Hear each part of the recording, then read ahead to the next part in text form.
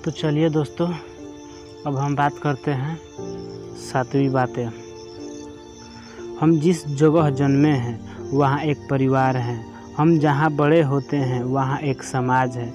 हम जहाँ आगे बढ़ेंगे वहाँ एक देश है और हम जहाँ सुख पाएंगे वहाँ एक आत्मिक धर्म है। लक्ष्य इन 4 में से कोई भी हो सकता है। यदि बड़ा लक्ष्य होगा तो बड़ा आनंद होगा। बड़े लक्ष्यों के लिए छोटे छोटे स्वार्थ छोड़ने होंगे। जितने बड़े लक्ष्य होंगे संघर्ष और हर्ष उतने ही अधिक होंगे। आत्मिक धर्म का लक्ष्य बनाओगे तो परिवार, समाज, देश सबका हित कर सकोगे।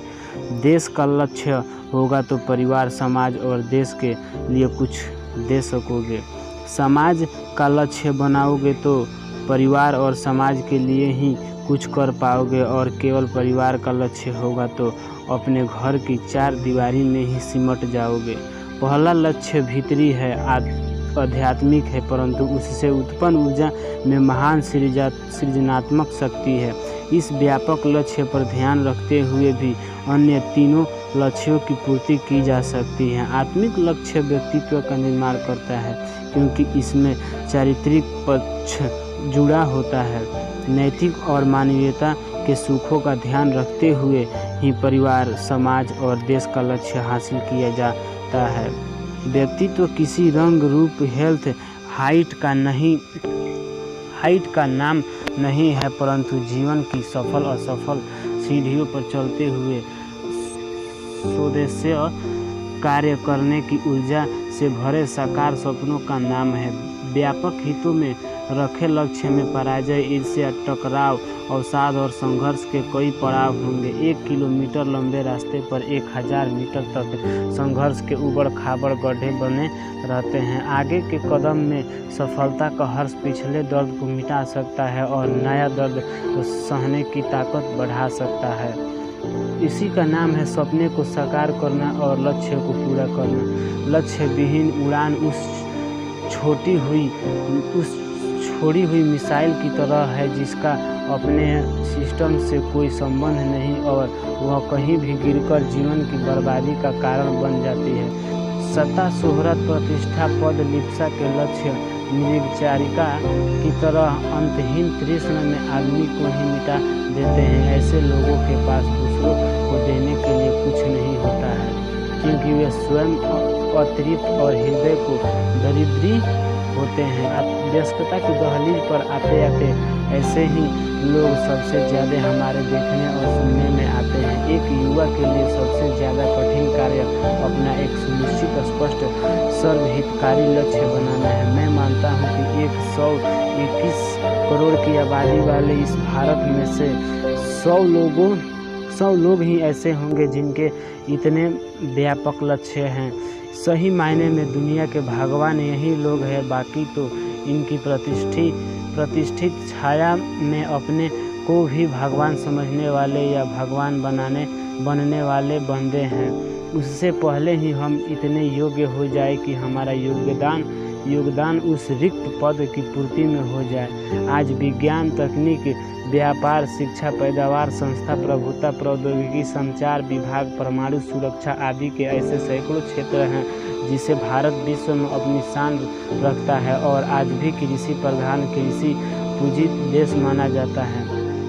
अपना लक्ष्य बनने से पहले हमें सोचे कि सत्यमेव जयते की अमिट पंक्तियों को असत्य की धूल से कैसे बचाए। अहिंसा परमो धर्म का उद्घोष करने वाले इस देश की हिंसात्मक प्रवृत्तियों में पल रहे लोगों को कैसे समझाएं। परमाणु सुरक्षा से आंतरिक सुरक्षा स्थापित करने वाले इस देश को भय, आंतरिक और असुरक्षा के माहौल से कैसे उबार पाएं। पर्यावरण दूषित करने वाले हाईटेक संसाधनों का कैसे दूसरा विकल्प बनाएं। नारी का निरंतर बढ़ रही असुरक्षित अस्मिता और उसी ज्वाला में सुलझती युवा शक्ति का कैसे संरक्षण करें। भ्रष्टाचार और दुराचार की अंतहीन दौड़ में दौड़ने वाले रावण को रोकने के लिए कोई लक्ष्मण रेखा कैसे खींच पाए। किताबों, चित्रों, चैनलों और हर जेब में रखे मोबाइलों में बंद नारी को देखने वाली आंखें में माँ बहन की पूज्यता कैसे लाए। निर्दोष असहाय मूक भयभीत पशु पक्षियों को आदमी बनाम हैवान के चंगुल से कैसे छुड़ाए। मछली, मुर्गी, गाय, बकरी, बंदर, सूकर जैसे सभी प्राणियों का संवेदना पीड़ा को हृदय शून्य इंसान तक कैसे पहुँचाए।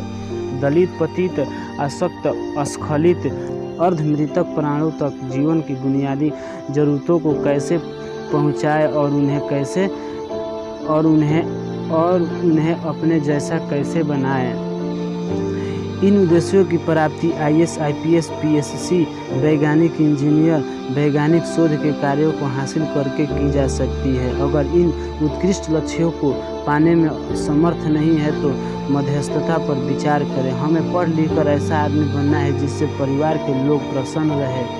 हमें डॉक्टर, इंजीनियर बनकर नाम रोशन करना है। हमें किसी योग्य व्यापार से धन कमाना है। हमें CA, CS, MBA डिग्री से रोजगार पाना है। हमें कमाए धन का कुछ भाग धार्मिक आयोजन, मंदिर दान,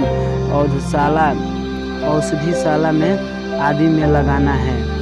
हमें अर्जित धन से किसी गरीब को पढ़ाना है, किसी रोगी का इलाज करना है, किसी की आवश्यकता में काम आना है। हमें परिवार के अलावा सगे संबंधी, पड़ोसी, मित्रों को भी समर्थ बनाना है। हमें धन संपन्नता के साथ अपने मानवीय और नैतिक मूल्यों को सुदृढ़ बनाना है। जघन्य जीवन लक्ष्य का मूल्यांकन अपने आप जो चल रहा है उसी में गुजारा करने से हो जाता है। इसी तरह 3 लक्ष्यों में से कोई एक विकल्प चुनकर अपने व्यक्तित्व का निर्माण कर सकते हैं। इन तीनों में से पहला विकल्प उत्कृष्ट है। वह तभी पूर्ण होगा जब आप सब प्रकार की योग्यताएं हासिल करके परोपकारी जीवन जिए। ऐसा जीवन जीने वाला भीतर से सन्यासी होता है। महात्मा गांधी और मदर टेरेसा जैसे लोग इसी श्रेणी में आते हैं। इन तीनों लक्ष्यों में से पहले एक और लक्ष्य बताया था जो आत्मिक था।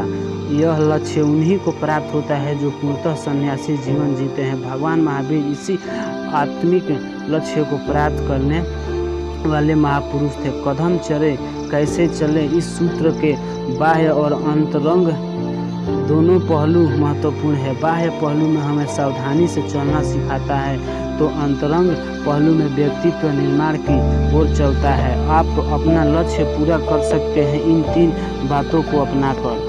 ईश्वर में विश्वास रखकर,